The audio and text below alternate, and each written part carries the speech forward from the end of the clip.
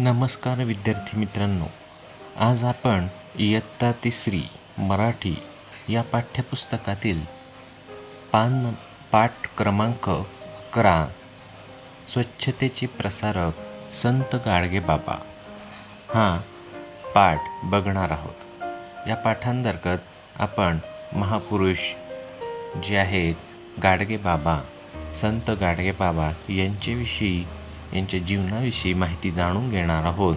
तसेच पाठाचा अर्थ देखील बघणार आहोत. तर चला बघूया. पाठ क्रमांक 11 स्वच्छतेचे प्रसारक संत गाडगेबाबा, इयत्ता तिसरी मराठी. गावागावात संत गाडगेबाबा ग्राम स्वच्छता अभियान राबवले जाते. गाव स्वच्छ ठेवण्याच्या मोहिमेला संत गाडगेबाबांचे नाव का दिले असावे? गाडगेबाबांची ही गोष्ट वाचली तर समजायला मदत होईल. म्हणजे आपल्याला माहीतच आहे की गावागावात ग्राम स्वच्छता अभियान आपल्या वेगवेगळ्या सरकारतर्फे राबवले जाते. ते स्वच्छता मोहीम राबवण्यामागचा सरकारचा उद्देश गावागावात, शहरात स्वच्छता नांदावी, स्वच्छता राहावी, रोगराई येऊ नये किंवा वेगवेगळे आजार आणि दुर्गंधी पसरू नये यासाठी ही ग्राम स्वच्छता अभियान राबवले जाते. त्या ग्राम स्वच्छता अभियानाला गाडगेबाबांचे नावच का दिले गेले हे आपण या पाठात बघणार आहोत. आणि त्यासंबंधीची एक गोष्ट, गाडगेबाबांच्या जीवनातली एक कथा ती आपल्याला या पाठामध्ये दिलेली आहे. त्यामुळे आपल्याला त्या अभियानाला गाडगेबाबांचे नाव का दिले हे देखील समजेल. संत गाडगे महाराजांचा जन्म वऱ्हाडात शेंडगाव येथे एका गरीब कुटुंबात झाला. आई बापांनी त्यांचे नाव ठेवले डेबू. डेबूच्या लहानपणी वडील वारले. त्यामुळे आई डेबूला घेऊन आपल्या भावाकडे येऊन राहिली. डेबू मामाच्या शेतावर कष्ट करू लागला. कोणतेही काम मनापासून करण्याची डेबूला हौस होती. काम करायचे ते अगदी नीटनेटके. आपला हात ज्याला लागेल ते सुंदर दिसले पाहिजे अशी त्याची काम करण्याची पद्धत होती. काबाड कष्ट करणारे असंख्य लोक असतात. त्यांचे दुःख, दारिद्र्य पाहून त्याचा जीव तुटत होता. तो ज्या समाजात वावरत होता त्या समाजातील लोकांचे वागणे त्याला आवडत नव्हते. ते लोक व्यसनांमुळे कर्जबाजारी होत होते. ऋण काढून सण करत होते.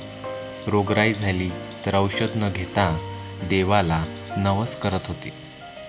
कोंबडे, बकरे यांचे बळी देत होते. डेबूला हे आवडत नव्हते. लोकांनी चांगले वागावे म्हणून तो त्यांना जीव तोडून सांगत होता. लोकांच्या भल्यासाठी जीव तोडून राबणाऱ्या डेबूला एक वेगळाच अनुभव आला.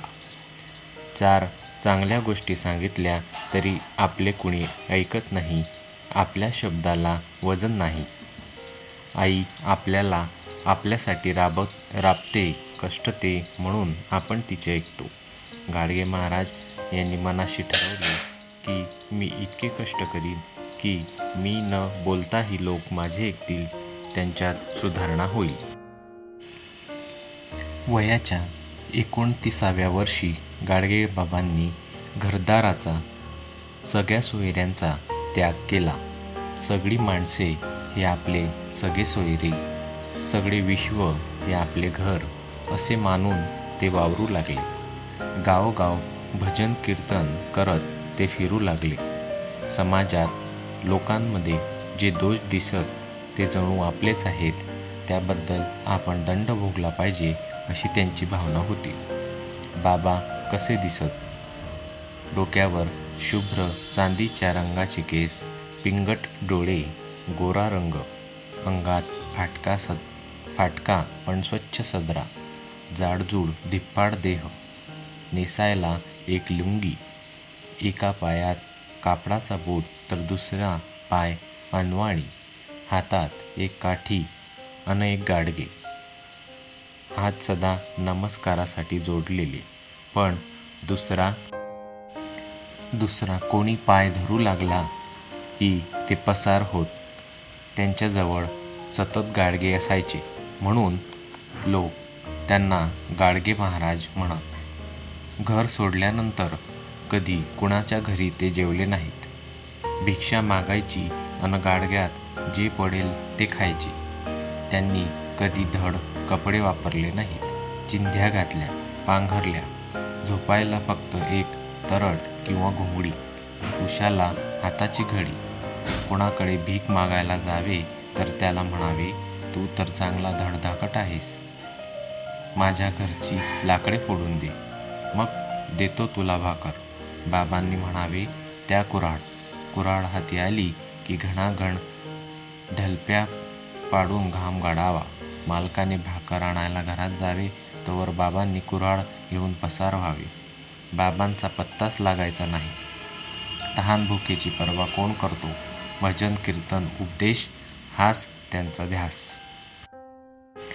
गाडगे बाबांच्या कीर्तनाला 10,000 हजार लोक जमू लागले.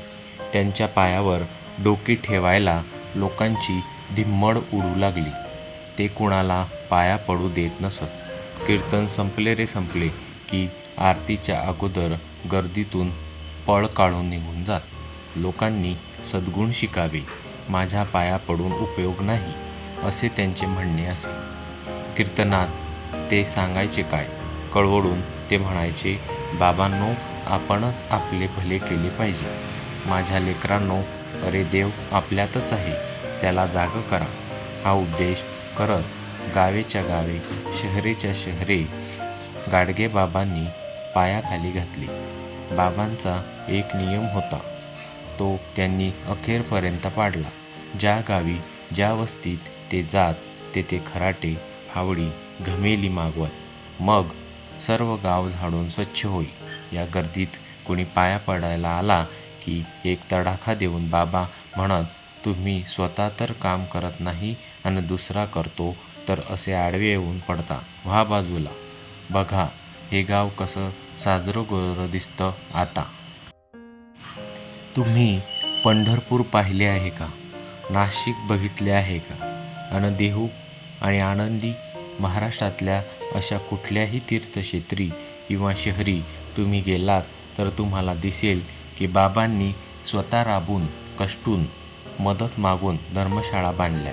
काही नद्यांवर घाट बांधले, पाणपोया उघडल्या. गरीब, अनाथ व अपंग लोकांसाठी सदाव्रते सुरू केली. मुलांसाठी शाळा, महाविद्यालय, वसतिगृहे उभी केली. दुःख दिसले की बाबा तिथे धावत. दुष्काळ पडला, लोक अन्नान्न झाले की बाबा तिथे हजर. स्वतः राबायचे, लोकांनाही सेवेची प्रेरणा द्यायचे. त्यातून अन्न, वस्त्र अशाच गरजेच्या वस्तू निर्माण व्हायच्या. उजाड गावे उभी व्हायची. त्यांनी जात मानली नाही. त्यांचा देव म्हणजे अनाथ, अपंग, दरिद्री व दुःखी लोक. रंजल्या गांजल्यांची सेवा हीच बाबांची देवपूजा. संत गाडगे बाबांना गाडगे महाराज असेही म्हणत. लेखक वामन चोरघडे. विद्यार्थी मित्रांनो, आत्ताच आपण इयत्ता 3री मराठी या पाठ्यपुस्तकातील पाठ क्रमांक 11 स्वच्छतेचे प्रसारक संत गाडगे बाबा हा वामन चोरघडे यांचा पाठ बघितला व त्या पाठाचा शब्दार्थ आणि अर्थ देखील जाणून घेतला. असेच नवनवीन शैक्षणिक व्हिडिओ बघण्यासाठी आमचे यूट्यूब चॅनल विवेक एज्युकेशन वाणी नक्की सबस्क्राईब करा आणि आवडल्यास आपल्या मित्रांसोबत लाईक आणि शेअर करायला विसरू नका. तसेच आमचे नवनवीन व्हिडिओ न चुकता बघण्यासाठी नोटिफिकेशन बेलला दाबायला विसरू नका. धन्यवाद.